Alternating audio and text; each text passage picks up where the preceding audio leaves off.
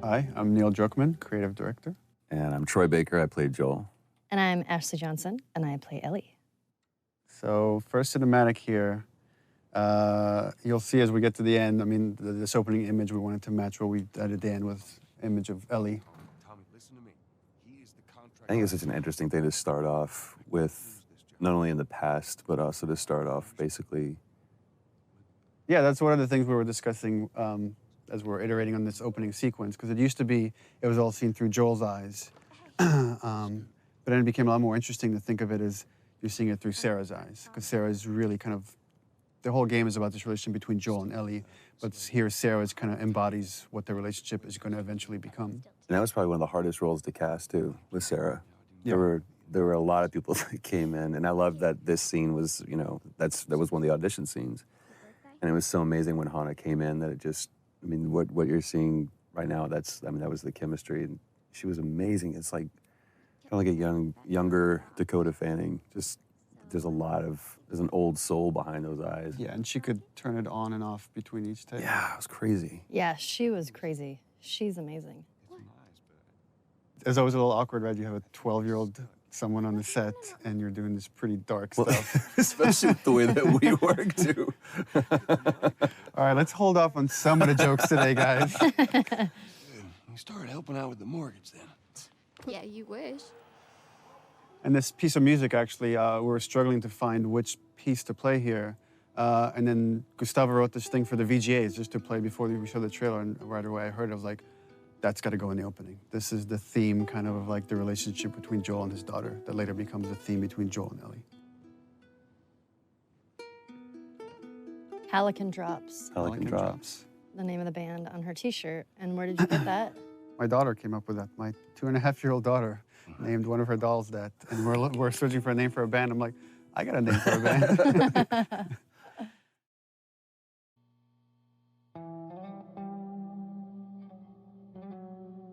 So this is gonna be the first time that I've ever seen this scene. This was one specifically that I really didn't want to once we did it. And when we first talked about doing this in the very, very beginning, I knew this scene was gonna come, and I told you, I was like, give me a heads up when this day comes, because it's not gonna be a good one.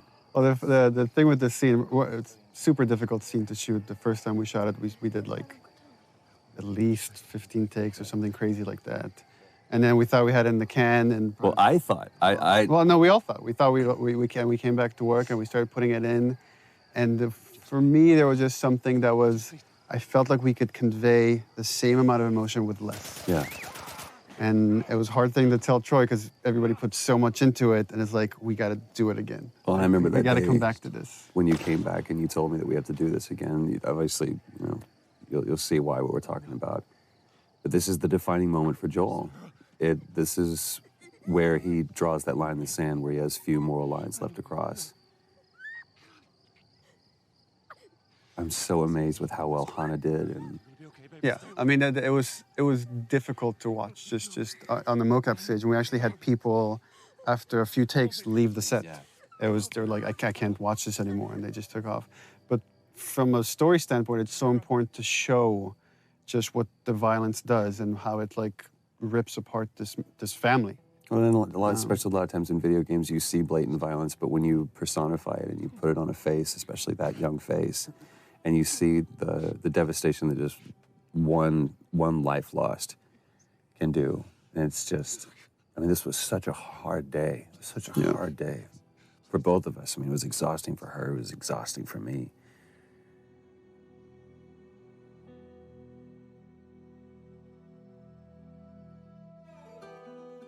So the opening credits, the thing with the opening, initially we didn't want to do opening credits, didn't even have the idea for this, but the jump felt too sudden to go from Sarah dying to then 20 years later. And making up. We found that when people watch it in succession, they're not paying attention when we start introducing Tess in the world because they're still recovering from Sarah dying. So we're like, okay, well, let's have this opening sequence that can kind of help bridge the gap. And just had the idea of just seeing this time-lapse video of fungus growing, because so much of the disease and the outbreak is based on this cordyceps fungus that spread through spores. So we contacted a group at Sony San Diego who did this whole opening sequence for us, and they actually got these fungal kits where they grew fungus like in their bathrooms and filmed this over like days to produce this thing. So everything you're seeing is actually it's real. It's not CG. It's not. It's all organic. except for the spores at the end, which are CG. Everything is real. This whole journey is like a dreamlike state, and you constantly see people waking up. And you see this multiple time with Joel, and it's as if he's like remembering the past. He's always having these bad dreams throughout the game.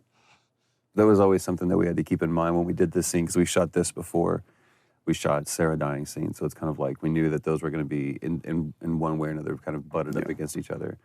But this is such a great thing. Again, this was in the audition thing that we did when we were trying to find Tess. And when Annie walked in, it was just like, she walked in as Tess. We saw a lot of different people for that. And this was just such a great, because the relationship you see from going from Sarah and Joel to now Joel and Tess, it's just, I don't know, you see everything, like the house that he was in before was nicer. He looked nicer, and it's not just the years have passed, but those years that have passed haven't been This also kind. gets into something interesting for me as a writer, which is you have a certain notion of characters or how you want the structure to be, and then once it's interpreted through actors like Troy, it changes.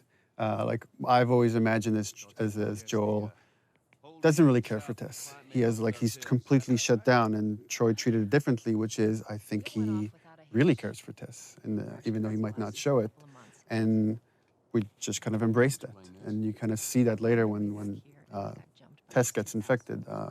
That wasn't how the scene was originally envisioned, that Joel has such a reaction, but it became a lot more interesting to own that. Well, and also how much this relationship changed over, I mean, time and different writing iterations and just conversations that we had about this. Even, within the last month or so, we've had conversations about this. It's like, what is their relationship? Because we never define it. I think anybody else would have put it on the nose, they're lovers or whatever.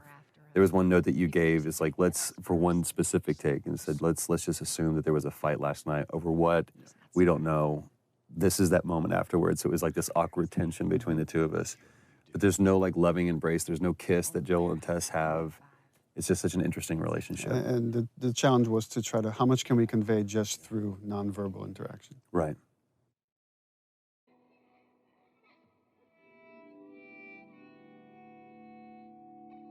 Our first torture scene. And it's with the lovely Robin Atkin Downs, which I was just joking and saying that it's not a Naughty Dog game if Robin isn't getting the shit kicked out of him. He's been in every game since Uncharted 1. We just put him through the ringer on this one. Poor guy. It was important to show just how far Joel has come, from the father you see in the opening sequence to here is a man that is willing to torture someone to just get But it's what so is essentially interesting. money in this world. Right, but it's interesting because he's like that brutal enforcer. It's kind of like that scene in LA Confidential where he's Russell Crowe. She's running the show. She's the dominating one, and I'm just brought in to be the She's muscle. the brains of the operation. Yeah, clearly. Stop! Quit your squirming. That's all Robin's expressions too. It's so great. They did such a great job with the facial. Yeah, it's important to note also, all the facial is hand animated. We don't use any facial mocap. We find that we get better results with our animators. And it almost becomes one-to-one. Yeah. It's just genius. Here it is. Wait for it. Give me a week. I might have done that if you hadn't tried to fucking kill me. Vote of hesitation. It's gonna cost you. I can't.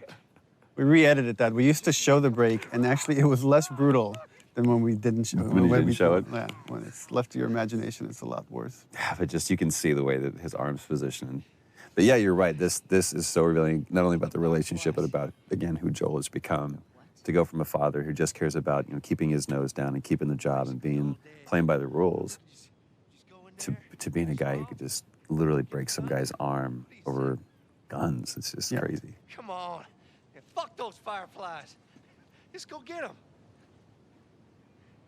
She loved doing that scene too. And he loved that. She tried not to smile every time. And I love it's just business as usual. It's back to it. It's like, all right, so now what? And we're about to meet very talented Merle Dandridge. Ah, Merle. Now, here's something interesting about this. Again, going back to the audition, that process. We saw a bunch of different girls, even girls that we had originally seen for Tess, we brought back to see. They're all really Marlene. good. They're fantastic. And then Merle came in and just And There was no question. And I wasn't there for that. And Ashley can chime in on it. Or no. Ashley was part of the audition for Merle. When she came in, it was hands down. Yeah. It's like, that's Marlene, come on. It's funny that all three of us knew, like right away that, yeah, she needs to play Marlene. But you said we ended up setting up a special thing just for her. Yeah. Because you're like, you've got to see her. I want you to see her. Yeah, we had callbacks, and she was busy. She couldn't make it. And we had a special day of callbacks just to bring her in because we felt really confident that she could do it. 'Cause I felt like she was the only one who didn't play it all either super tough. Or street, yeah. Yeah, she kind of had Yeah, the she perfect really straddled that combination. line. It was so great. But we did that first scene in the audition, literally first take, first scene. And she exits. It's at the very end of the game, and she turns around, she exits, and I turned around, look at Neil. I was like, I just mouthed, "Are you kidding me?" It's like, and I it was mouthed, "I told you so." Yeah, she did such a great job. This is another kind of thing that I think is interesting that's happening in video games, where we see two really strong women characters, female characters that aren't being over sexualized. They're just strong women.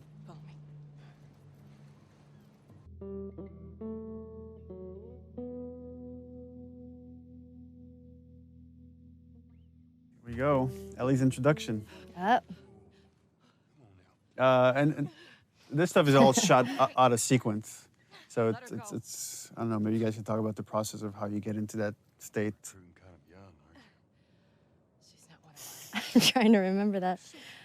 I just really like the fact that the first time you see Ellie, you see her knife first. Right. I just think that's You see that kind she's of a awesome. fighter. Yeah. I forgot that was the first time that you saw Ellie. That was the first scene. That just from the get-go, she's fighting.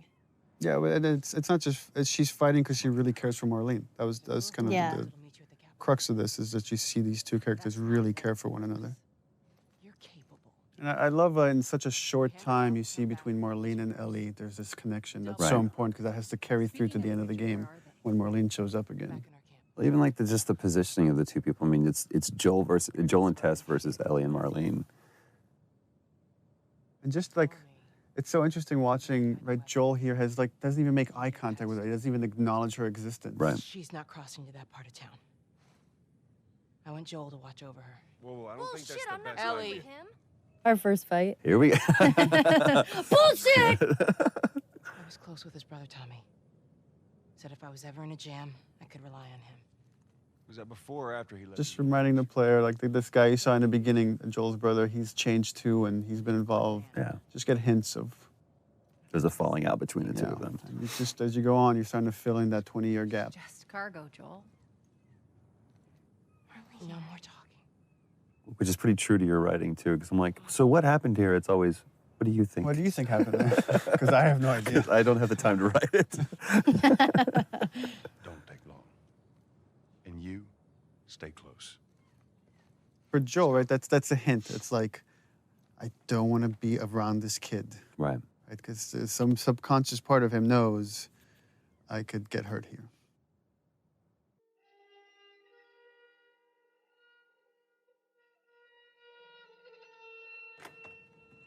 Is it? First moment alone. What does Joel do? Time for bed. Takes a nap. I'm tired. What are you doing? Killing time. I do really like this scene. Well, what am I supposed to do? I am sure you will figure that out.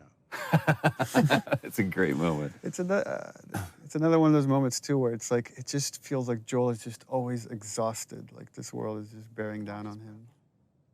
But I love that moment too, where she points out the watch, where we get to establish that watch that.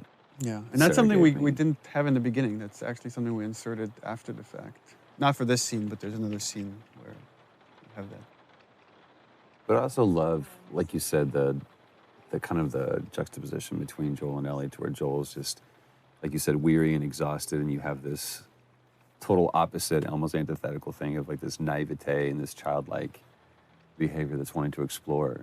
And it here shows up in this. she's talking about having bad dreams, like the idea that they are both carrying this baggage with them, and it's how they first connect. Look how dark it is. Can't be any worse out there. Can it? What on earth do the Fireflies want with you?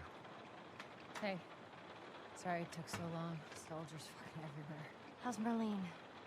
What a great moment. He finally addresses her, finally connects on that level, and that moment's interrupted. Well, it's also the first time kind of Ellie, if you think about it, opens up to him. She's saying, I'm scared, right? That was the subtext of that question. That's true. Go get some guns.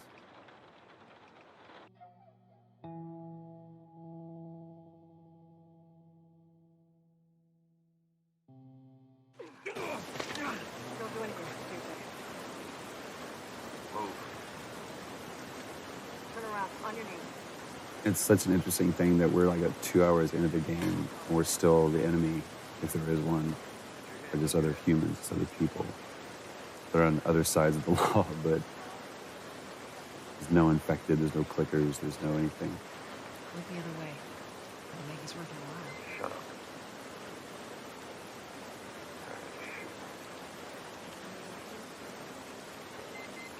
What's ETA? Couple minutes. Love the attention to detail, the rain falling off their faces. And she's the one that strikes out first. Then it's interesting how Joel instinctively, when a gun is pointed at Ellie, he acts. Yeah. Again, there's something subconscious that he feels like he has to protect this girl. And he doesn't realize it yet. Here it is.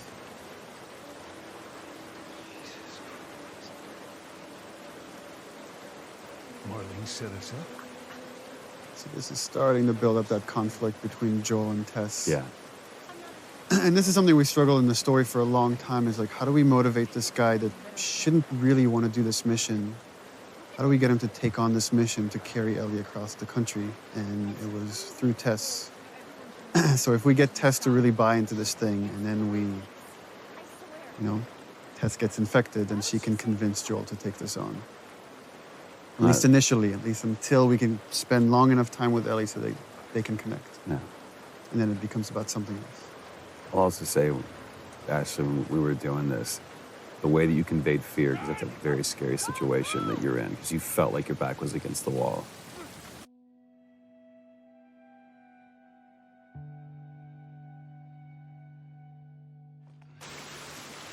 This is where we really, this is where we can show you the difference between Joel and Tess. Yeah, because you're starting to see Tess really kind of buy into this, and you see some hope. Well, the thing I like about your performance here is you really get the sense of the conversation she's had with Marlene and the struggle she's been going through the past 3 weeks. She said that they have their own little quarantine zone. With doctors, they're still trying to find a cure. It's where you see just deep inside how much Tess is desperate for any kind of redemption.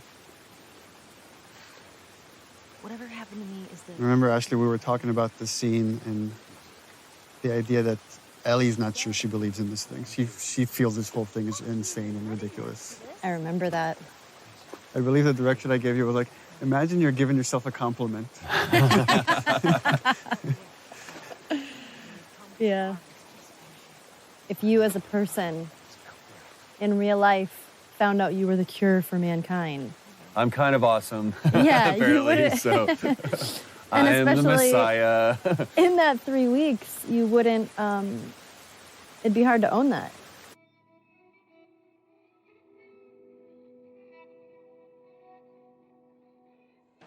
All right. Now watch your step as you're going out, because it's going to be a little...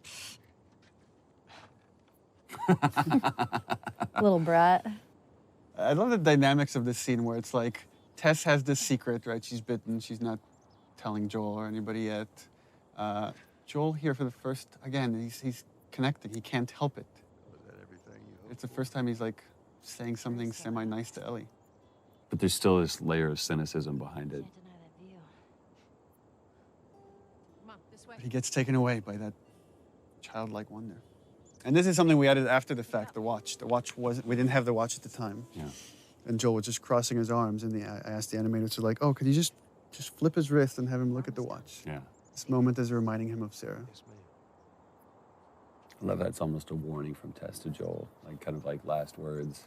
It's like this determination, and you're not sure why. What's Yeah. different now, Tess?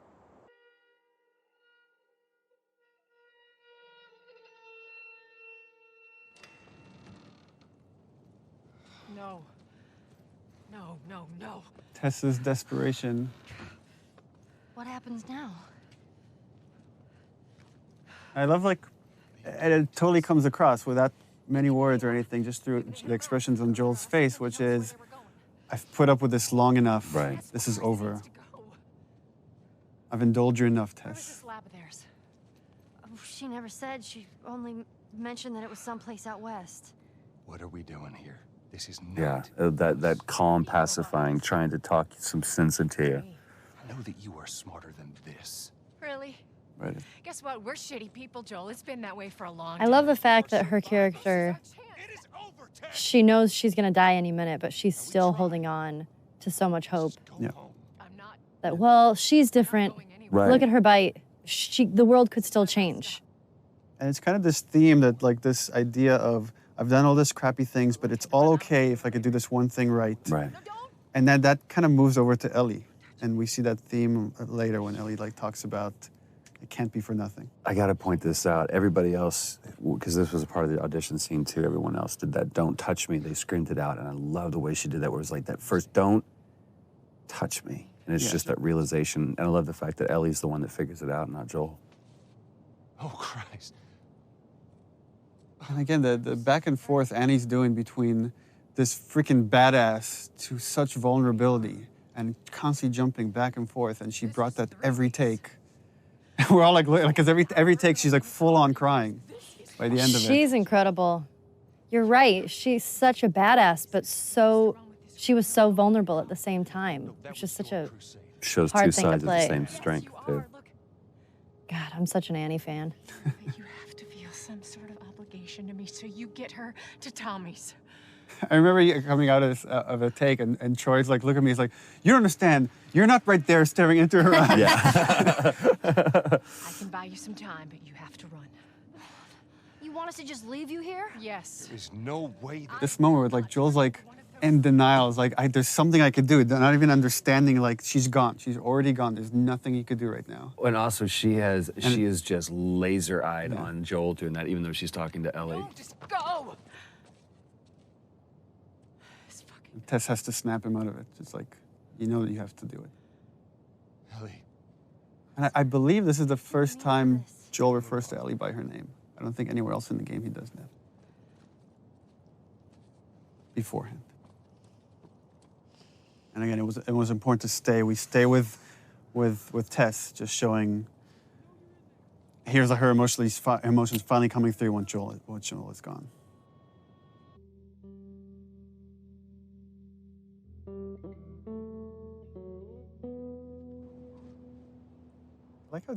I don't remember if we talked about this, but Ellie has just clearly a problem with authority, where somebody's telling her what to do. Yeah, for sure. I think that also, I have a problem with authority. So that came out a little bit in Ellie. Tess, I don't even know what Here's how this thing's gonna play out. You don't bring up Tess. Yeah, that's so. Joel knows what he needs to do to survive, which is just let go. Needs to let go fast of these things, or they will kill you. Don't tell anybody about your condition. They That's think you're great. crazy little I love that he refers to chick. And lastly, you to do that as her Condition. what I say. You can very acknowledge. Just We're he's still trying to search for the term for it. You being the whole cure for humanity thing. Good. I love that he Cliff says good, but the subtext is clearly all right, good enough. Yeah. That's all I'm gonna get out of this kid. Good chance he could get us a car. Okay. Let's get a move on.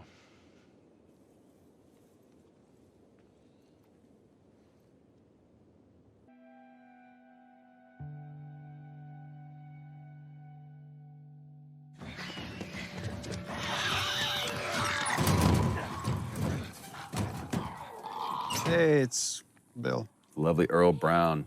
Whoop whoop. I remember you were kind of geeking out when you auditioned with him. I was. We saw a lot of people for Bill, and there was a lot of stars that came in. I was really surprised. But then when he walked in, I was like, holy crap, it's Dan Dougherty from Deadwood. He's amazing to work with. I've worked with him before a while ago, and I just love working with him.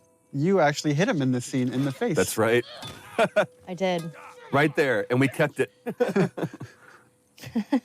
And he kept going. What a trooper. That's one of my favorite things, is when he goes, am I dead? He was sick that day. Yeah. He was like getting over a cold. I did hit him, and I felt so bad because it was a complete accident. I think I didn't realize my swing was going a lot faster than I thought it was. Of many people that you hit during the shoot of this project. Yeah. Getting It into happens. character. Well, I also love this business that he's doing here too. That was something that he completely made up. He's like, you know, working on the sword and. I love this.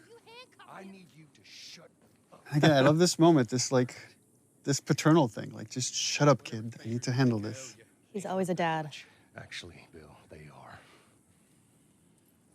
Well, it don't matter because I don't have a car that works. But there is one in this town. Parts. There are parts in this town. Meaning that you could fix one up.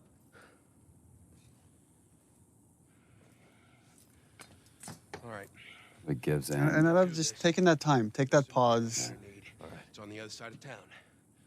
Now you help me go gather it, and maybe I can put something together that runs. But after this, I owe you nothing. That's fine. A couple days from now, we'll probably be dead anyway. And it's like opening handcuffs, but again, I see it as this almost tender moment between Joel and Ellie. Stay right on my ass. Can't miss it. Another great Ellie line. Smart ass.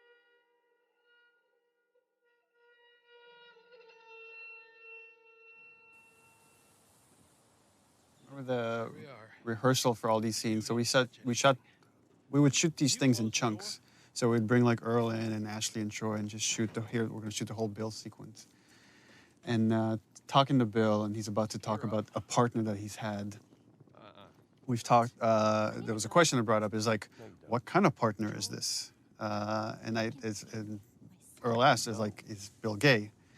And I said, well, he could be. I mean, it's really up to you. Well, no, you gave the standard response of, What do you think? Because I really want him to own it. I thought he was when I wrote the part, but I really wanted the actor to own it, and he did. I mean, he made that decision to make him a gay character. And again, it's not something we ever explicitly say, except for the magazine that Ellie steals. Right. But again, instead of making that a point and something, it's just a cute little piece of exposition. Well, and from a narrative structural standpoint, what Bill is there to show is, here's what happens when you survive on your own in this world. It's like you're alone and miserable and a little bit crazy, and it's what could happen to Joel if he keeps going down this path of just doing whatever he takes to survive. And also, Bill is there to kind of give Joel the warning, is like, you go down this world, you care for people, you will get hurt. Hey! What'd I say to you when we walked down the steps? And that's where Ellie has stolen a bunch of Bill's stuff. I love that flips him off. God damn it. You keep babysitting long enough and eventually... I love that line of fixing the stupid pile. Because I feel like that's something a kid would say when you're trying to cover, when you're Right. nothing specific. I was just stealing all your stuff. Fix the pencils over here.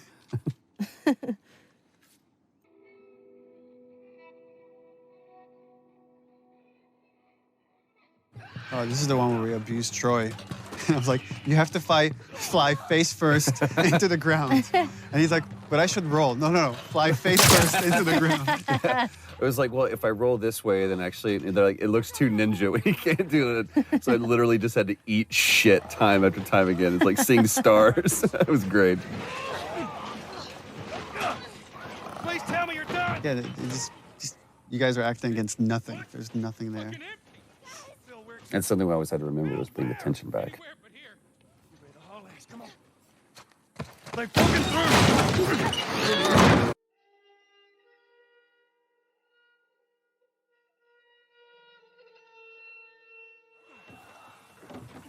Left too that he closes a glass door like that's gonna do much. Yeah, right? So that worked out well. Oh, the thing I love here is that, well, that Bill constantly brings up Tess, not knowing that Right. Tess is dead because Joel doesn't want to talk about it. Right. But here it gets to Joel. And this is something that you guys actually just improvised. That wasn't in the script, this big fight that happens here. It was much more low-key in the script. Yeah, once he brings up Tess, that was something we kind of keyed in on. Jesus. What, you know this guy or something? Frank, Who the hell's Frank? he was my partner. They're both kind of lying to each other. If you think about the previous scene, right? He mentioned this partner, but almost like I didn't care about him. I let him go, and you realize that's not the truth at all. He Right. really cared for this guy, and this guy probably left him. Yeah. He's got I love how clinical he is about this. here. With that look on his face says everything. Well, that turn too that Earl did, with he realizes Joel is looking at him and he's being vulnerable right now, and he puts the mask back on. Yeah. And I remember like seeing that moment from Earl. I was like, yeah, we cast the right guy. Well, fuck him. And then that turn right there. Which again is kind of why Bill, what purpose Bill serves in the story, is to show that having those moments of emotion, there's nothing he feels, there's nothing but weakness. Get out. Get out. I love it. That relationship out. between the two of you I love was so it. good.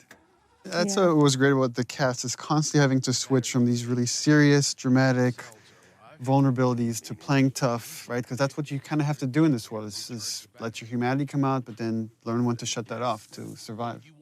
And also, you're seeing, it's very subtle here, but you're starting to see this change in Joel, where he's given Ellie more and more responsibility. He's trusting her. Instead of just saying, stay out of my way, he's like, Right. I need your help.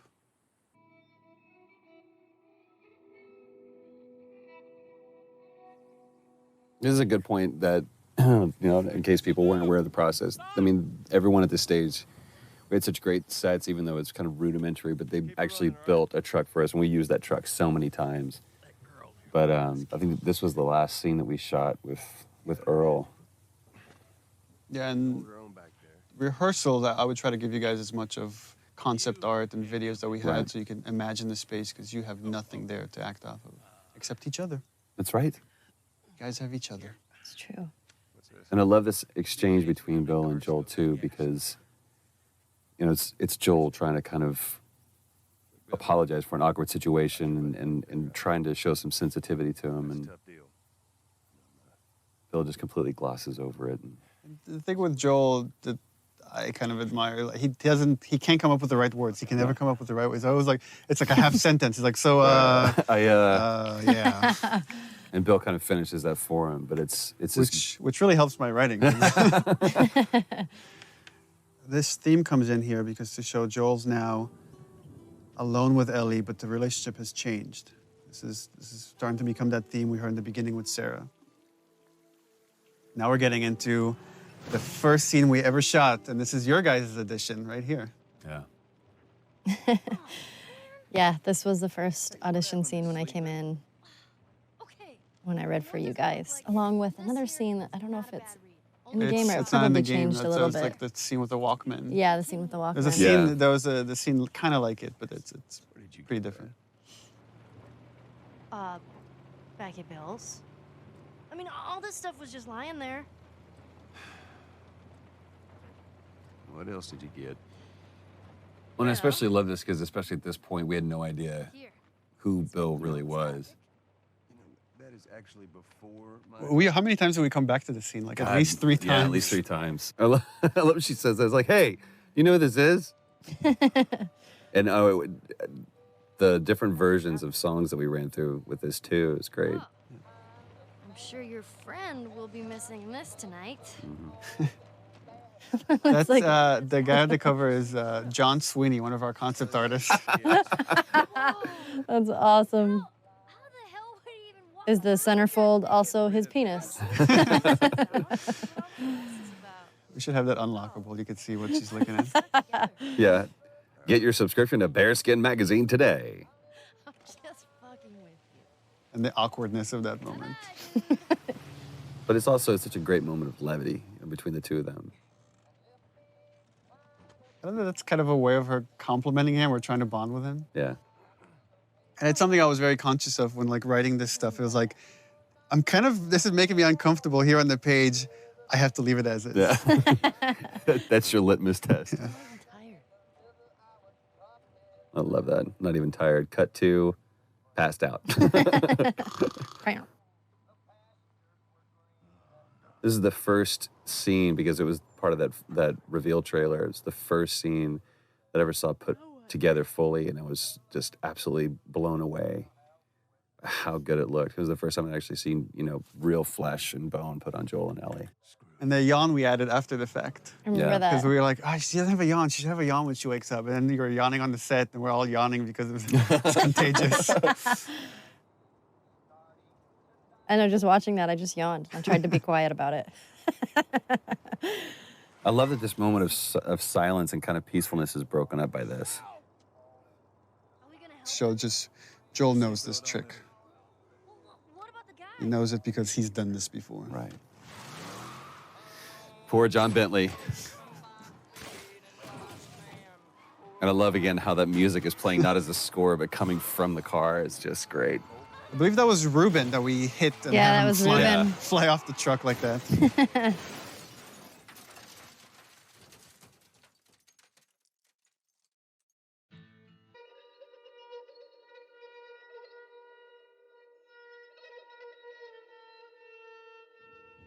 This was also the first really dramatic scene we shot, and it became kind of the touchstone for how the characters should look when they're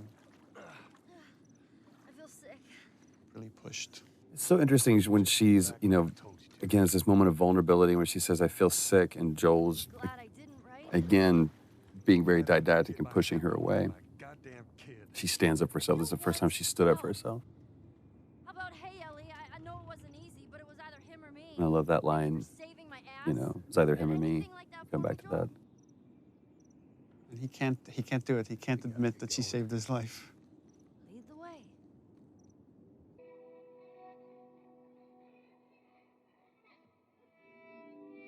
So this is, in the story, the first time Joel really is trusting Ellie and seeing her as pretty much an equal to him. That he has to rely on her to survive in this world. This is one of the first cinematics that we saw, too, and it's still one of our favorites. We keep coming back to it and laughing, because I love this exchange between the two of them. What about me? You stay here. This is so stupid. We'd have more of a fucking chance if you let me help. I am.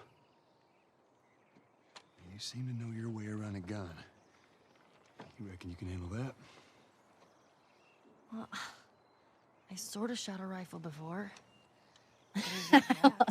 He's like, shit, rats, that's it? Fuck. BBs. I love that line. Oh, shit, here's what we gotta work with. We usually avoid these kind of cameras that rotate around something that are trying to do too much, but it felt like this moment kind of needed it. Yeah, I love It's a weird parent-kid moment. Yeah. He's teaching her how to shoot, to kill. Get another round in there quick. Listen to me. If I get into trouble... There's a really nice, when I watched like Ellie's performance, this balance between she's trying to be a hard ass, but you could see in her eyes she's kind of terrified of the situation. Yeah. But even in this, there's almost a little bit of excitement there, too. Either whether it's about the reality of her killing isn't real, or if it's just, I have an opportunity to make Joel proud.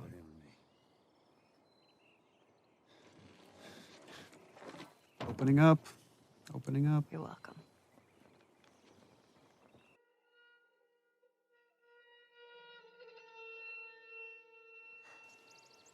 Such an interesting look on your face here, because it's almost like I did good, but then you feel horrified by it. So interesting. It's like, even though Ellie's used to killing, used to seeing this stuff in this world, it was still important to show this is having an effect on her. Right. And you're going to see that kind of carry throughout the game. Well, it also kind of carries over into this moment as well, too, because I realized what I just put her through. I love the way that, we took that away from her. It's like almost gingerly. It's like, give me that. It's like, you can't really compliment it because... Right. You did just what good. you Yeah, had, there's no pat on the back. But then I turn around and I give her this, and it's like, Like you said, there's a sadness to it. Yeah, it's sad that in this world, these are the things that you have to bond over. Like, here's your gun. And that's the reward. Yeah. But that knot of understanding is great.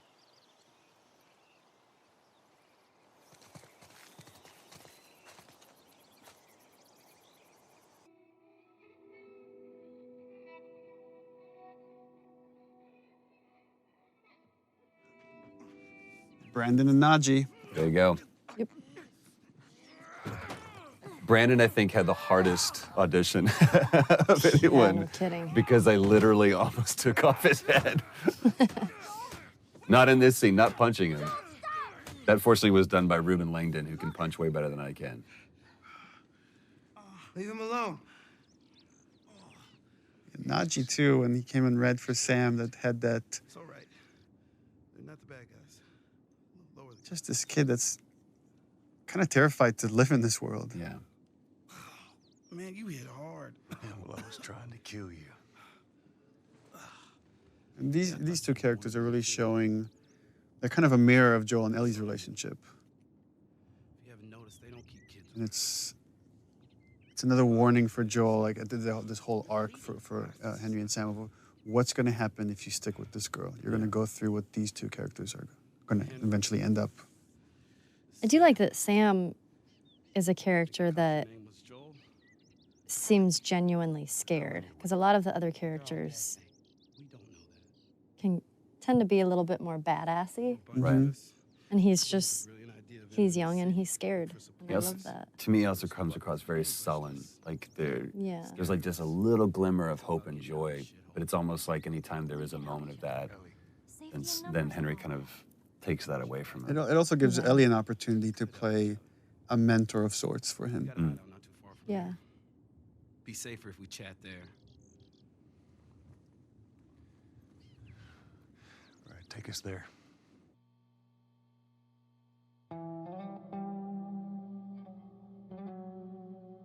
Welcome to my office.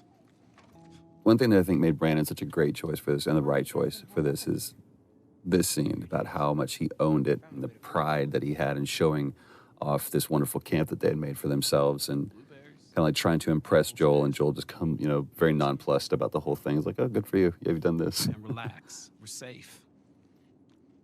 Well, the interesting thing, the way I read it is like Joel is impressed, but he's not. He's trying Not not to gonna show. show He's it. trying to still test this kid. But there's a lot of he sees himself in Henry. Yeah. Very, very much so.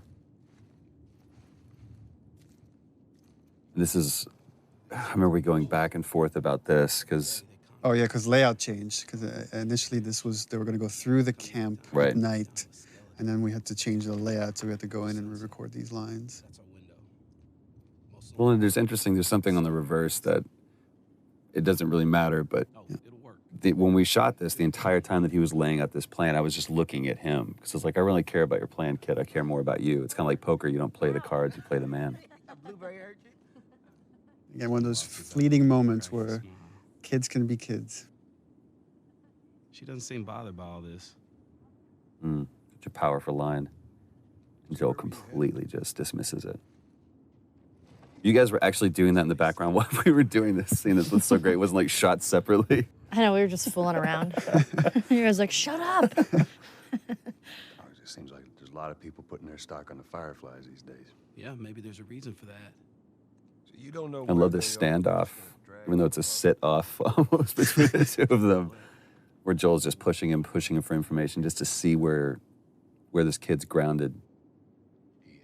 That nod. Yeah, the threat being so subtle, but it's there. Yeah.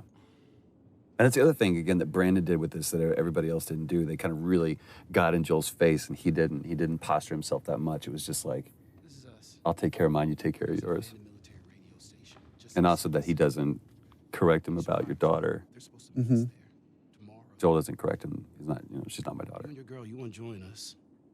It goes down tonight. I guess we best rest up then. And I guess that's the most Joel's going to give him. Yeah. That's all Henry needs. Joel sleeping again. These were my favorite scenes where I just got to sleep.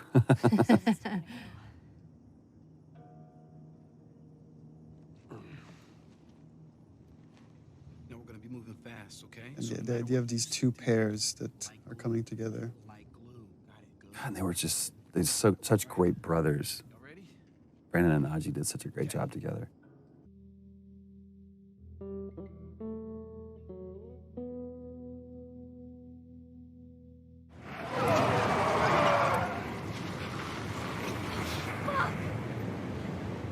How many bullets do you have left? I just remember it was funny because jumping off of this bridge, there's just A rope? a line of tape, and then you have to like jump off of it.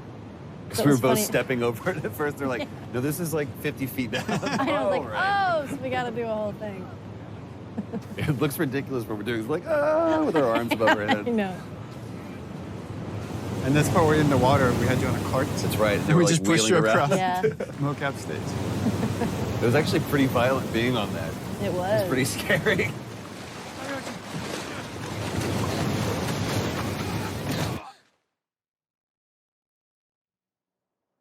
This was part of the audition scene that Brandon did that really just kind of helped us realize we had the right Henry. He's awake. Hey, you. Back to the salesman, it's like, hey, buddy, everything's okay. I Everything's know. all right. I really like that about his character, that he's kind of a salesman. You know, Sam's the one who spotted you. You guys are taking quite a bit of water. What's wrong? Henry! Get back, hey. He's pissed, but he's not gonna do anything. You sure about that? Stop! He's confident. He knows he can calm you down, but he needs Sam to stay out of the way. Right, just in case. Yeah. You did. I'm coming back for you. I'm putting him at risk. Stay back. I think there's already the change there. Joel knows it's true. Yeah. Joel wouldn't have come back for him. And even when we were shooting this too, I mean, that's you really get into that moment, and every time that I felt that hand on my shoulder, it's almost like that Hulk moment where you realize, oh, I felt bad for letting you see that part of me, because so far I really haven't, in these moments, let that demon out. I've done what I've had to do, but this is just cold-blooded murder I'm about to do. The thing with Henry, which Brandon really brought to it, which is making light of everything for Sam. Everything is done for Sam. Right. I think he really is intimidated. He is scared of the situation, but he's making light of it so Sam isn't as scared as he is. Because the second that Sam sees that he's scared, Sam will be scared. Silver lining kid.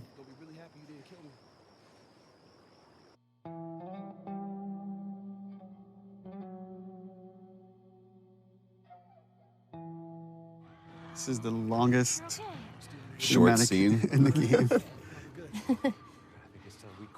I had to fit that in there. Quit this place from this, since we had it in the first trailer. I can't quit you. I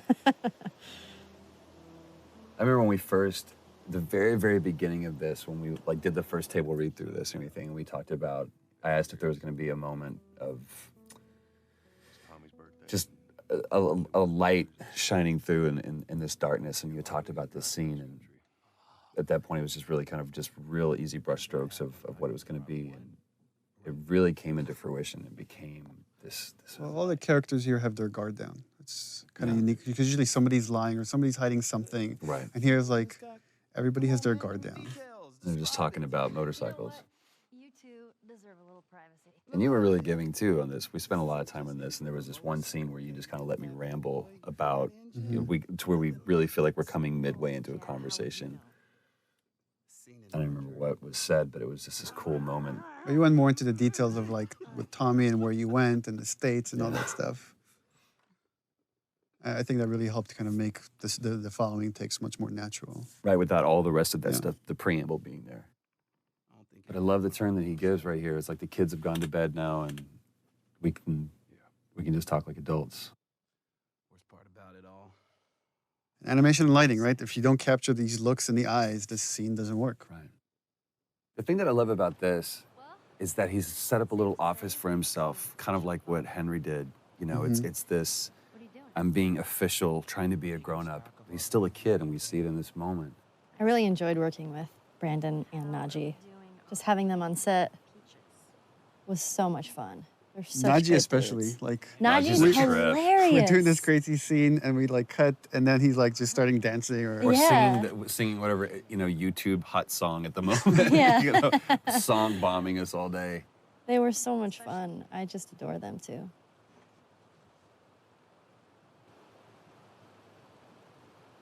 Is everything all right? You got an opportunity to put so much of you into Ellie. That's just because I can't write, so I just listen to Ashley talk and I was like, oh, that's a good line. Have a good night. That's giving me way too much credit. How is it that you're never scared? It's like Who says that I'm not? putting up the defense, making joke of it, as Ellie does. Yeah. And then seeing when she needs to, because that's the only way she's going to cheer him up. She's going to open up to him. And also, she kind of throws out that bone, like, you know, scorpions are pretty creepy. That's not what I want to talk about. Being by myself. Which, again, all this stuff she's saying here plays into what happens later when she finds out Joel's trying to give her up. He's giving her away to Tommy. Yeah. Those things out there. What if the And it's people kind of the who same live thing we're seeing with Tess, What if they're trapped to in where one she place was, all their lives? again, she knows what's going on, he knows what's going on, but it's looking externally for some kind of either comfort or hope or answer or something. Well, we're a team now. And then they just We're gonna always figure come it up out. empty. Second, I guess one thing I'm just thinking about now, which is all the stuff Sam is going through because he's bitten, is probably the stuff Ellie went through when she was first bitten, because she thought she was going to turn. And it just happens that she was immune. But so that's what she kind of, You think that's true? all these realizations she's had. I go back and forth. I mean, I'd like to believe it. It's a powerful thing for essentially. It's kind of kid to sad because say. that's not what Sam wants to hear. He Right. wants to hear that it's all going to be all right. Right. But she doesn't realize that's what No, he death is terrible. It's a horrible, painful process, and you're all alone. You know. I almost forgot. There. If he doesn't know about it, he can't take it away. All right. This did make me sad because, I'll see you tomorrow. you know, he spent that whole night alone. Mm-hmm. Like, Oh You know? yeah. Henry didn't go back in there. I let him sleep in, just like. Yeah, let him sleep in. Oh. And that was the last conversation he had. And that always made me so sad after I read that, because I was like, oh. Yeah, I didn't even think about that. And what would have happened if Henry had gone in there? I mean, the fact that that Henry wasn't there, I mean, plays into, you know, the culmination of this scene where he's just racked with guilt. I mean, one thing we're very conscious of when putting the story together is we would have these really kind of dramatic moments that change the characters significantly, and then we would cut to some more time in the future. Yeah. And so you don't get to see right afterwards what happened to it, and then you get hints of how this affected the relationship, which is what you get into the next gameplay sequence. And this whole thing is, it's a huge change in Joel here, because now he sees, this is what's going to happen to me. The same thing that's happening to Henry right now is what would happen to me if I'm going to keep going and let Ellie get hurt. Yeah. And it's like, after this moment, he makes the choice, like, I need to give her to Tommy. Oh my god. Sam? Oh no. I have no idea what that would do to a person to actually see that, to have to do that. Ellie, stay there. Yeah, I remember talking with Brandon about this when he's saying it's all your fault. He's not talking to Joel, he's talking to himself. Yeah. Oh, okay, easy. Yeah, the thing that's cool with this piece, Gustavo's music, is that you're carrying that weight. You're carrying the weight of that emotion of everything just happened onto the next scene, which even though they might not be thinking about Henry and Sam right this moment, but it's just that feeling is lingering going forward.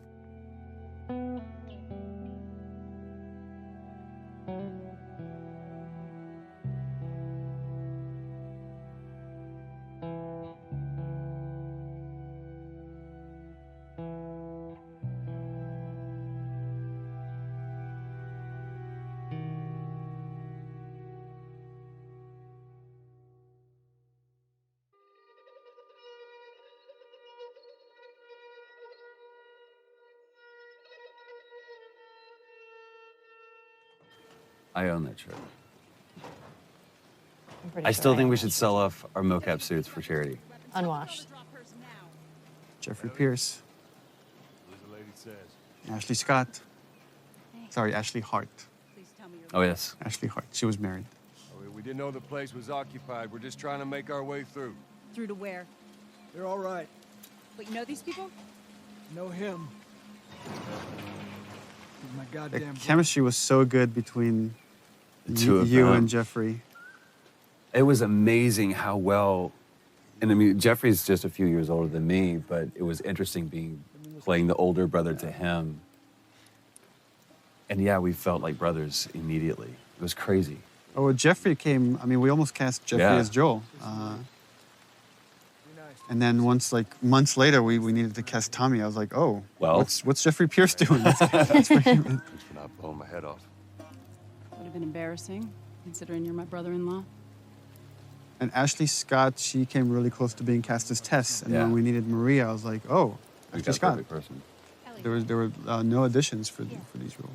I love this awkward setup of this is how he meets his sister-in-law. How he meets Yeah. Jeffrey's, you know, or Tommy's wife. Story. Why don't we bring him inside?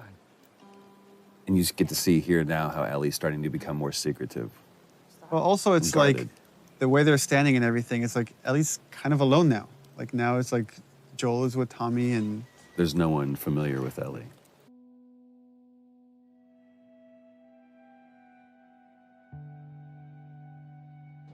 It's quite the crew you got here. Yeah, they're good men. This place gives them a second the chance. theme of redemption. Gives us all a second chance. So why'd you leave Boston? We went through this so many times. I've been on quite the adventure. And each one of them I thought was great in its own little version. It was just kind of like trying to pick the right one. But this is where you get to see.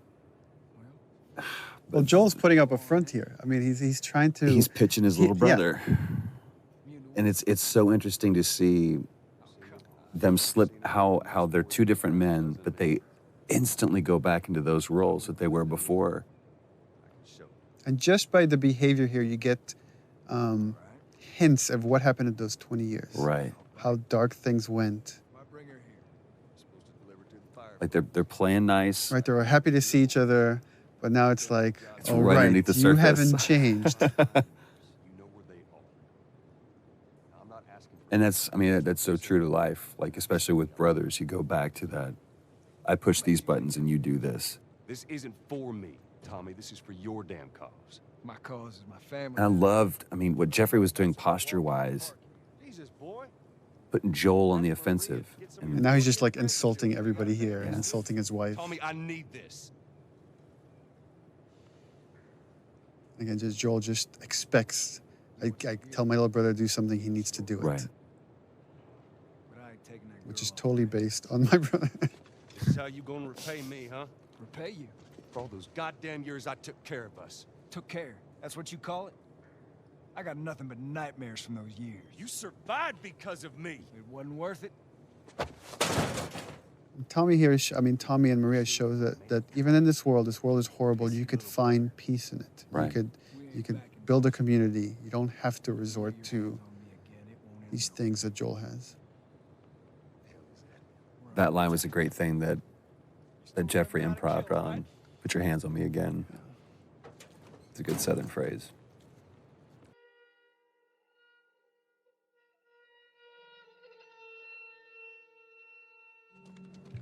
You okay?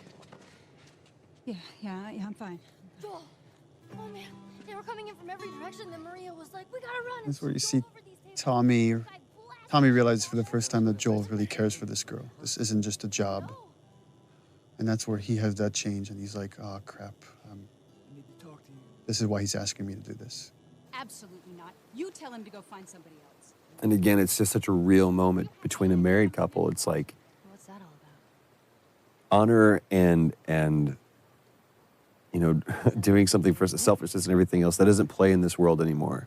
Those are archaic ideals. Tell you where the lab is? I don't want you to go out there because you're going to get killed, and we don't owe him anything. Because I'm sure all she knows is the 20-year-old Joel, 20-year-old version of Joel. Why would you risk your life for that guy? You hate him, essentially. One fuck up and then I turn into one of those widows, okay? And for Ellie, it's important to show that she could just read Joel. She has this bullshit detector that Just by the way he's answering her questions, she understands exactly what he asked Tommy to do. Maria. Here we go. Love this moment. Here we go. If anything at all happens to him, it's on you. The posture and everything. He knows he's in the wrong. He knows he can't ask Tommy to do this. Yeah. She's thankful, you know. Yeah, I know. I'll take that girl of yours to the Fireflies. You don't have to worry about it. He really cares for you. There's so much more behind it, though, than that, than just care. It's Tommy showing that he's the bigger man, that he's the better man. He's allowing his brother to be shallow and selfish. I think he knows what his brother's been through. And he knows why he can't go through that again. Which way? Come on.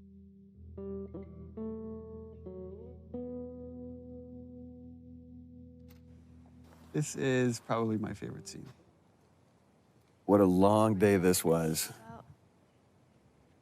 Boys, movies, deciding which. I honestly think this is one of the best scenes that you wrote, Neil.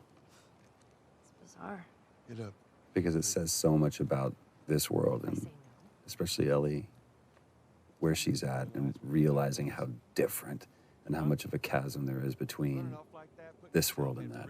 I agree. Goddamn stupid. Well, I guess we're both disappointed with each other then. What do you want?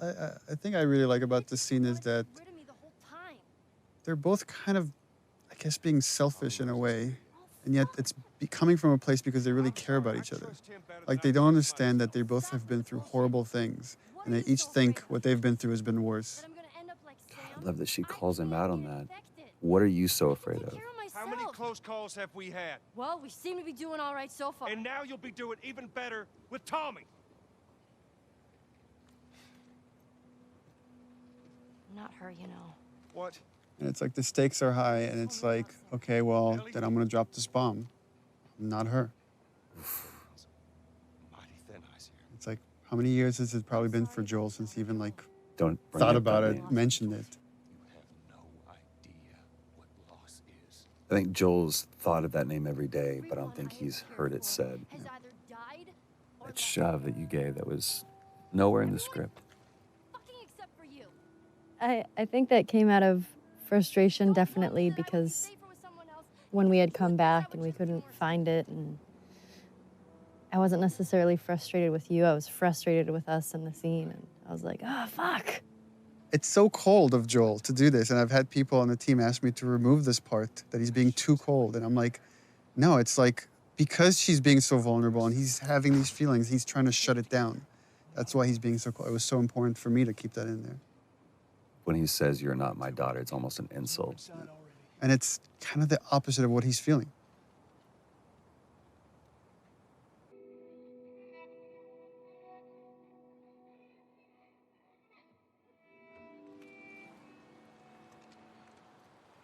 This scene was such a great opportunity to show even just like all these mini arcs with characters. You know, we don't have a lot of time, and we're not gonna, we can only tell Joel and Ellie's story. We can't go into such detail with Bill and Tommy and Tess and Marlene. But you get this great resolution between these brothers because you get the full arc of it in just a short amount of time. It's like the way I approached it is the seed has been planted. Like when she says, I'll just be more scared, that Joel just needs time. And in time, he will change his mind because he doesn't want any, deep down, he doesn't want anything that will hurt Ellie or. So over the idea is just this little horse riding montages. That change is brewing. And Gustavo's music doesn't hurt. What's so great about how this plays out is there's really nothing happening but just this passage of time. That used to be a level that you played through. And just during production cuts, we changed it. So it actually worked out better. It just became this idyllic idea that you never fully reach. You just see it from the outside. Where is this lab of theirs? It's all the way out, University of Eastern Colorado. pointing out this moment that there was probably a time when these two used to watch college football together, and calling out. He's like, hey, go Bighorns, for our college that we made up. I want one of their T-shirts so bad. University East Colorado, because Colorado is such a big state. I don't want her coming after me. Sorry for stealing your horse. Look, come back to town. Let's discuss it at least. Me, my mind's all made up. University, Eastern Colorado. How do I find this lab? It's in the science building. Looks like a giant mirror. You can't miss it. And the idea of offering Joel a place of refuge, a place of redemption. Well, and originally we had some, I think there was a line that I threw in there, something that was like maybe someday or something. It was just too on the nose. And we ended up saying we don't need that. Yeah. It just needs to be The look is enough. Well, and the offer to me is enough. Mm-hmm.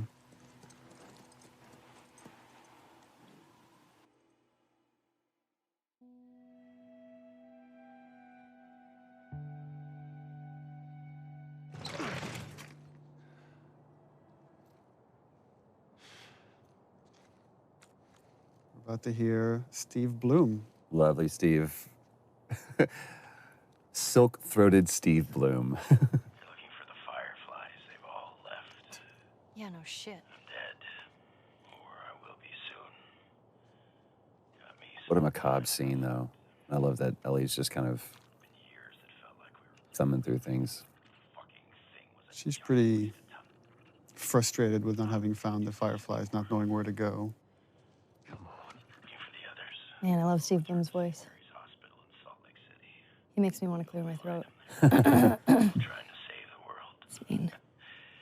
Good luck with that. Do you know where that is? I know the city.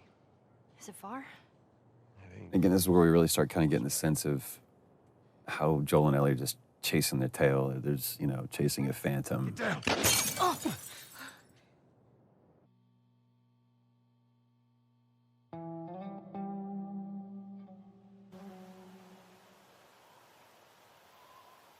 For me, is what I wanted from this is not to overplay it, not to like have Ellie cry or scream or. Shit. Joel. There's probably a lot of panic that happened between this moment and the next. Well, and what You're a great line too. You got to tell me what to do. When almost the entire game she said, "Don't tell me what to do."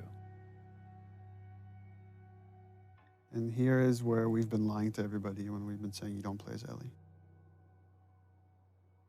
That's right. Yeah. Asked point blank. Do you play as Ellie? No. Nope. I know. In this moment, a lot of this project and the story has been constructed around this moment, which is where the roles flip. Where now it's Ellie that has to protect Joel and essentially bring him back to life. Bye-bye, Bunny. It's a pretty cool reveal too. The pan up. And there's Ellie as the hunter. What we wanted here is also is like, you don't know exactly what happened to Joel, what's the state, how much time has passed. Poor buddy. But the way that she's doing that, you can see that she's been doing this for a while. You'll just startle it.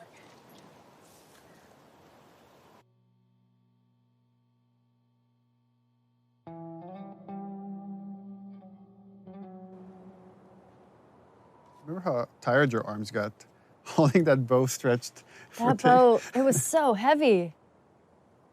And I remember that I was shaking and I was like, hey guys, this is really heavy. There's David. Nolan North.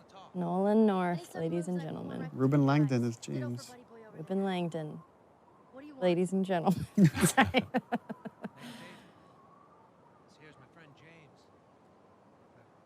Remember, like, I showed Dolan a part of the game early on, and he's like, oh, you gotta get me a part somewhere in there. I'm like, okay, I got something for you. I got a role for you.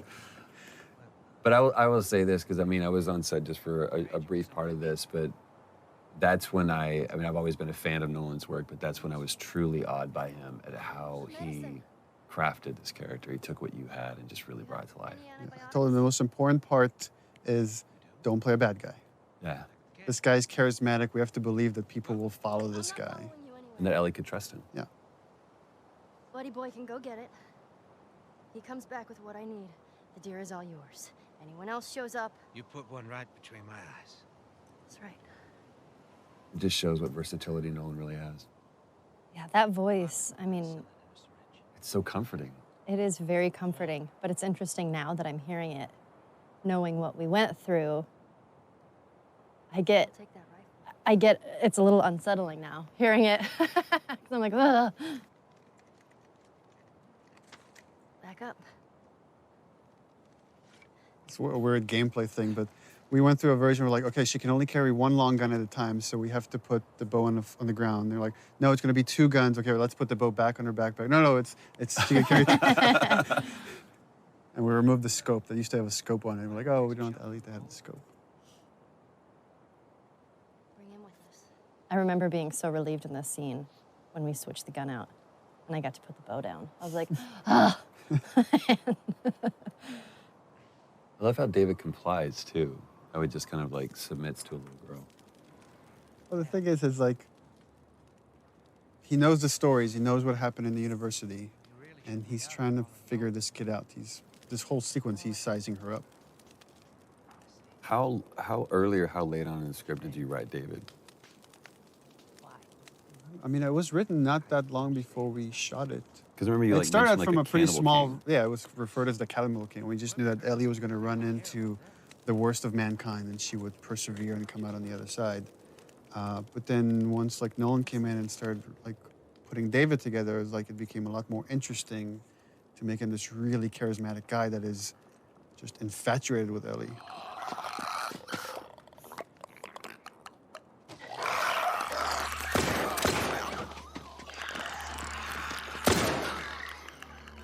Now when things get real, you see who kind of glimpses of who he really is. Because there is that moment in that other scene where he makes it seem like, okay, you're in control, but she never was. Yeah. Had some practice.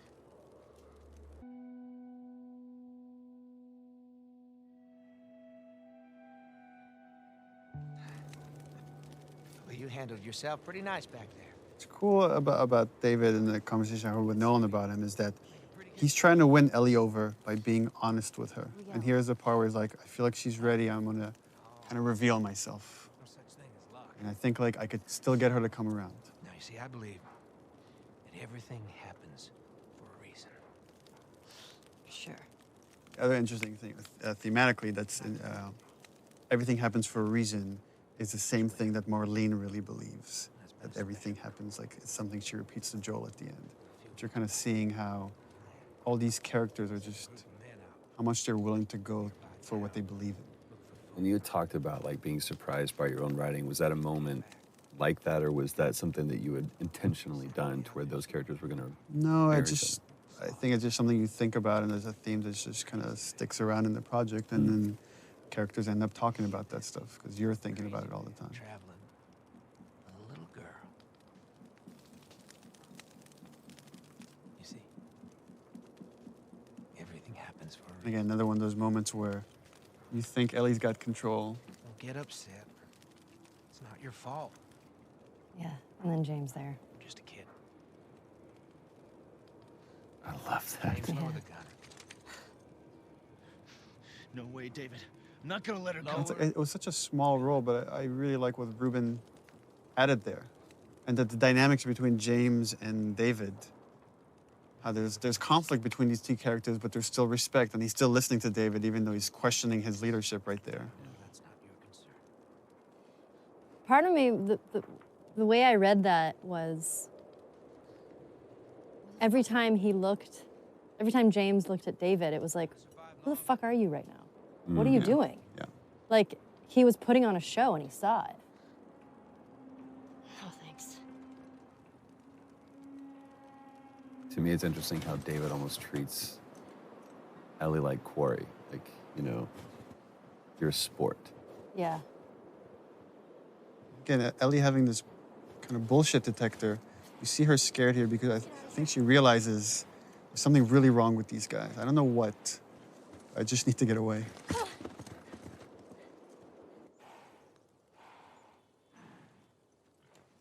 So interesting from watching this, though, I would completely believe David. I'd follow the guy. It's crazy. It's because you're a cannibal. This little moment, this breath before going to see what's downstairs. And again, for players, it would have been like a while now since they've seen Joel. Joel?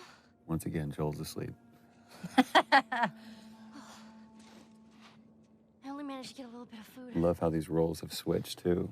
Where now it's, you know, the protected taking care of the protector. Move your arm. It used to be open, and then we were like, oh, we should probably stitch that up. It was also on the other side. We had to come back and reshoot it, too. Oh, continuity. Actually, this one, I remember we shot this one again because this is going Naughty Dog method. Everybody can, like, say the 2 cents. Amy Puckett, one of our coordinators, said, where's Ellie's backpack? And we shot it without thinking about Ellie's backpack. And it was like, oh, we should bring it back in and use it as a pillow. It's like such a cool little touch. You're gonna make it. Yeah, those shivering things was pretty cool. Yeah. The towel thing, right? Let's see, you did that. Well, yeah. I mean, still obviously he animated it, but a great moment of them falling asleep next to each other too. Again, her watching over him.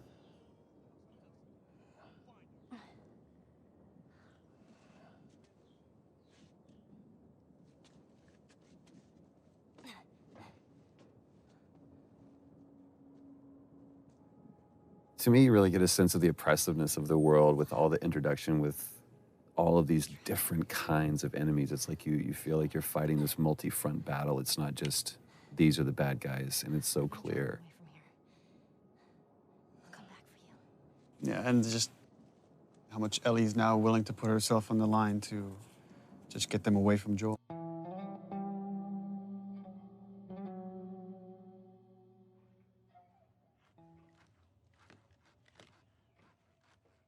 Wakey, wakey. It's interesting how much audio has made all of this way creepier. We were watching it without audio. It's like the Foley of what he's cutting up and back and stuff. Yeah. Ugh. Time to eat. And that's the first time you actually see what it is, that you've heard them refer to it. No, actually, this is the first time you just see it, and it's again, I really wanted to downplay the whole cannibalism thing. It's just something they have to do. Super. He comes to bring her a tray of food. This was so cool to watch when you guys were doing the scene. It's just like this battle of the wills where he's just trying to like get in her head, and she will not let him. She won't give in. Yeah, this was one of my favorite scenes to shoot because Some human helping on the side. there's just so much there. I mean, the cannibalism and then him being all like rapey and molesty. Like, I don't know. I'm a fan of the dark stuff, which you know. So when I read it, I was like, yes. Which makes me sound like an awful person, which I am. So I don't know what that says about me that I wrote this. I know. I remember that night that I went home, I was just in a funky mood. We have to take care of our own, by any means necessary. It was like it was a cooler thing to read about it than actually having to go in there. It was really hard to do. Yeah. You're gonna chop me up into tiny pieces. See, again, I see David being this very gracious person. There's Everything he's saying is kind of true. It's like, you kill to survive, we kill to survive. It's just what you do in this world. But again, Ellie just is feeling there's something else here. I still don't look at David as a bad guy at this point. What was awesome too is like you were talking to me before we got this whole David thing, and it's like, you want to work with Nolan North? I want to do a scene with Nolan North. I want to do and I'm like, oh, we cast Nolan North. It's like, great. I'm like, but you don't act with him at all. Jeez. Yeah, I feel super lucky I got to work with him because he's the king. He's so fun to work with. I mean, he really owned it. He threw himself into it, like darkness and all. And again, talking to him about it, he's like, I don't see him as dark. I just this is just what he wants. That's it. I think David believes his own line of bullshit. Or whether it's bullshit or not, I think David believes that he actually is doing the right thing. I mean, that's the other thing we discussed with Nolan is like there's a religious part to David, even though I never wanted that to come out in the script. But he really kind of believes that he's been sent here and he has this destiny that nothing can really harm him. What am I supposed to tell the others now? And you really took that on the chin that day, too. Man, this whole sequence with David, I was so beat up and bruised. I remember you came back the following day with bruises. I was like, guys, look at me. I had bruises We're like, everywhere. oh, that looks bad, but we're making a gonna game do some now. more this- Yeah. I love that you made it the little girl that broke your fucking finger. Yeah. That was a good call, Neil. Well, he calls her stupid little girl, so she throws it back in his face.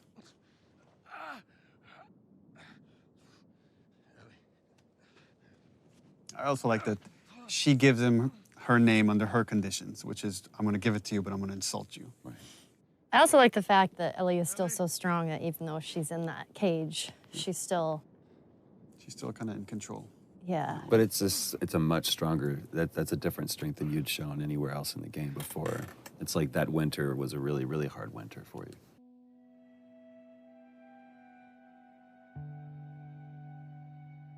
Here's another funny scene. Well, and you're wrong. I did get to actually act with Nolan in this. Nolan was a trooper and let me torture him. Although we did record over his lines with Liam O'Brien. That's right, the lovely Lob. The lovely Liam O'Brien. This actually is my favorite scene in the game. Is it really? And it, after I saw you guys shoot it, and then when I saw the animation and everything, I was like, I just love this scene. What is it about it you love so much? I love that Joel is just quietly violent. And that you pop off the guy's This is his kneecap. job, right? This is what he's good at. Yeah. He's Well, just, and it's also for me, when we talked about this, it's like Joel going back to this, like, all right, you want this guy? I'll be this guy. We've spent almost the entire game for him to stay away from being that guy, but in this, and it's like, I still know it's like how we're to going fuck you back to up. the moment in the beginning we saw him with Robert and Tess. Yeah. This is what he does. This is what he's done in this world. Yeah, it's a no-brainer. He's good at it. Chokes him out and breaks his neck right there. All for the benefit of that guy. And it's like, if there's any like notion that someone has hurt Ellie, then I'm gonna make every single one of you guys pay. That's all right. I believe him. No, wait! And actually, this is the scene where I think he got beat up the most. Yeah. Where you did? Yo, yeah. Yeah. I had bruises over my whole entire body. It was ridiculous. Yeah, this wasn't stunts, this was you. I warned you. The thing that I love about this scene is how much Ellie's using her brains and her physicality, like everything to like get out of this situation. Right there. Roll up my sleeve. Look at it! I'll play along.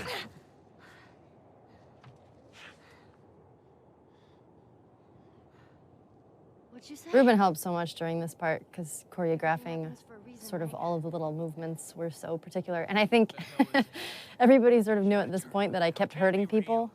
So Ruben was like, you have to give her the foam knife because she will hit me.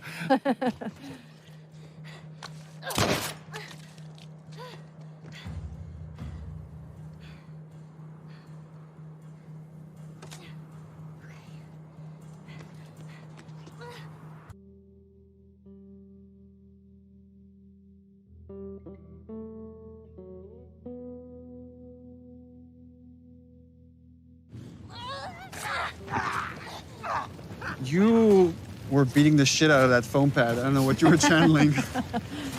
I have a lot of anger. Fucking touch me! He did very few takes of this. This was like maybe 3 takes. Yeah. It just felt like so intense with each one. It was like, yeah, that's we got it. That's enough.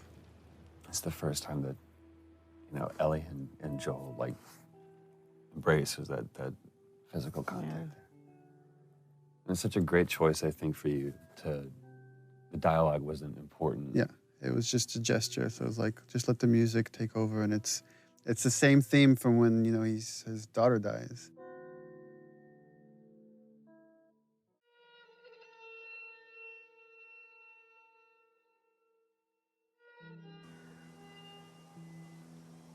This was the scene where you got the most emotional. You almost cried in this scene. Oh, that's right.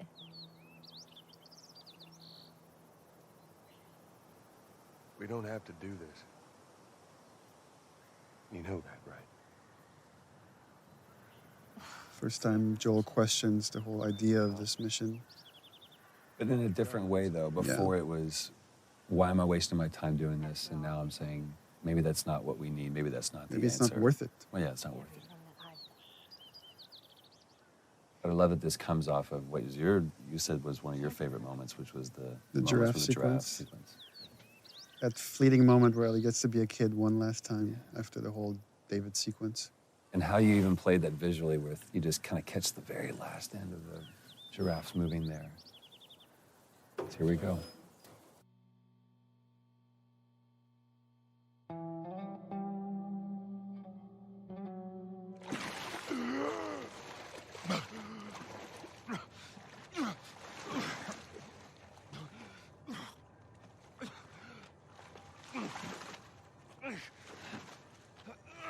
Oh, Ellie's dead. And I'm sure it was such an intentional thing to call back to the very beginning, to where Joel finds himself in this situation again.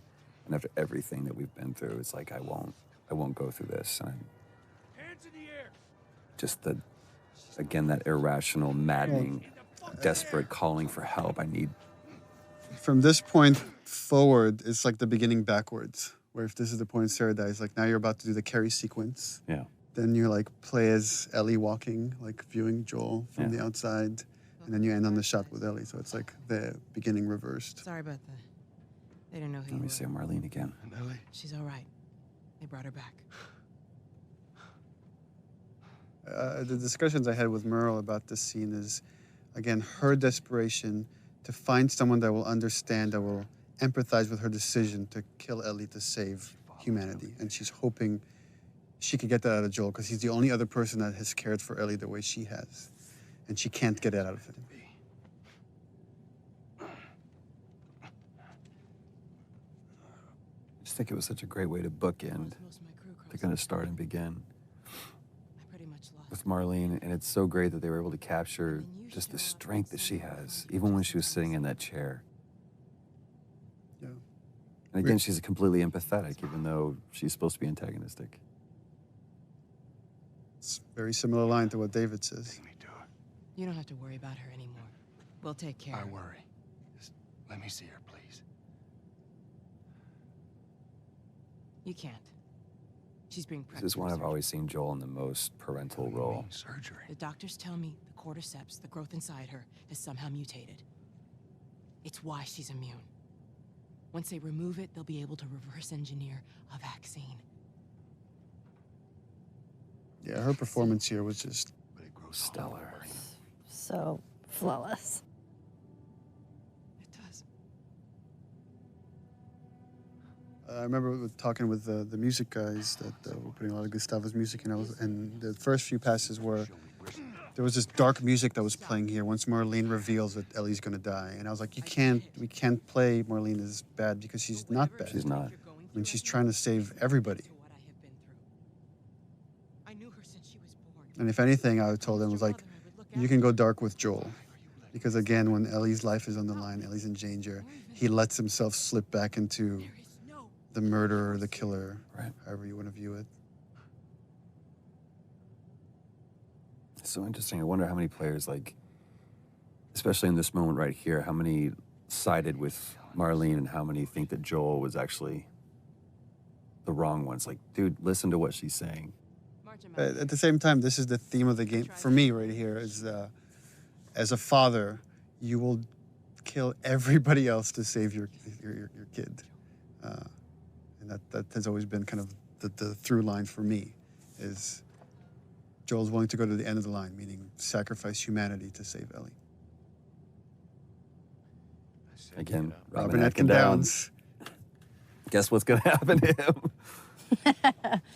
But this was so cool, too, because, I mean, we've seen all the way through both cinematic and gameplay, you know, Joel is able to take on everybody, but just this moment of resolve that I'm going to wait for my moment.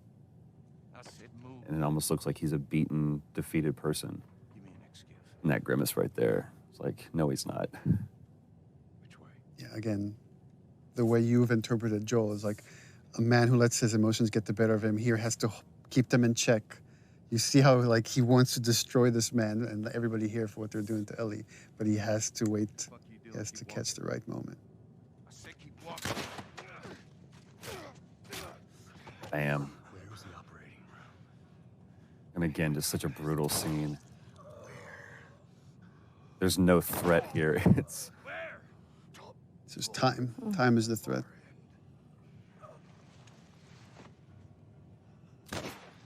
Now I'll let you die.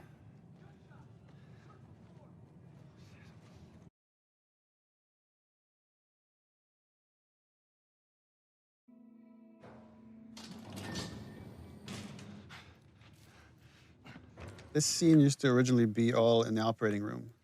And Joel wasn't carrying Ellie. He killed Marlene and the doctors in the operating room. And then Peter Field, designer, just kept bugging me. He's like, I feel like we have to play this part. It's, you know, you have to carry Ellie out yourself. You can't just be like hinted at. And we ended up switching the whole structure of this thing. He was right. It was like, it worked way better. That was another one of those moments where we're like, we're done, we've got it. No, we don't. As a cinematic, it was. I thought it was perfect. But as a bigger part of the game, it was weaker than letting you play through some of it. She won't feel anything.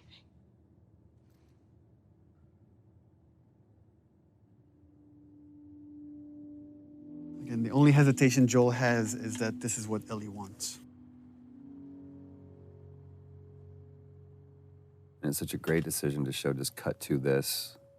Give the audience, the player, just one last moment of, well, what did he choose? Just to sit in that decision. It was also important to show the lie against the reality, because the lie has so much weight here at the end. Throughout the game, Joel has never lied to Ellie. He might have disagreed or he might have dismissed her, but he's never outright lied to her. What happened? And for me, this was the moment I decided to lie. We found the fireflies.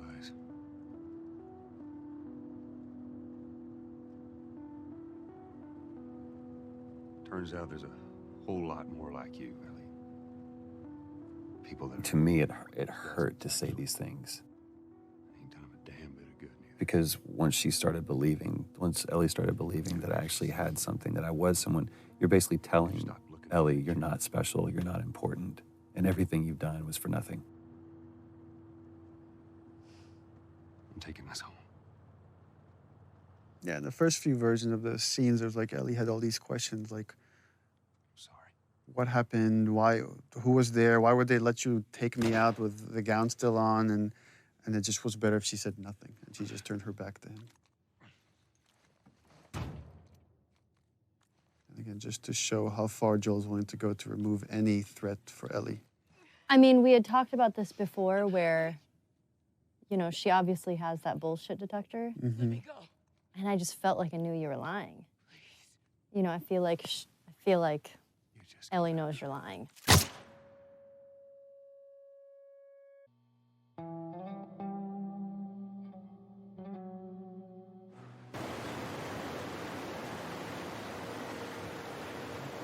Go to the end. So, original ending for this, way back when we put the outline for the story together, is that Ellie believed the lie, and they went off to Tommy's, and it was kind of like this wide tracking shot as you see them kind of getting smaller and smaller, walking off to Tommy's.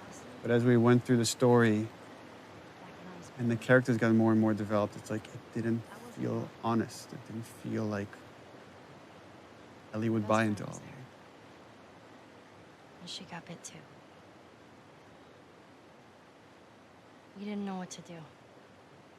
remember we went over and over and over this scene. And little things changed. But every time I sat and watched you tell this story, I was just raptured by it. It was so easy to listen to you tell this story. I'm still waiting for my turn. Ellie. Her name was Riley, and she was the first to die. And then it was Tess. And then Sam. None of that is on you. You don't understand. I struggled for a long time with surviving. And no matter what, you keep finding something to fight for. Now, I know that's not what you want to hear right now. Swear to me. Interesting hearing arguments around the office about how people interpret that last line, that last okay from Ellie. Whether it's, okay, I believe you, or okay, I could put this behind us, or okay, I don't trust you anymore and it's over.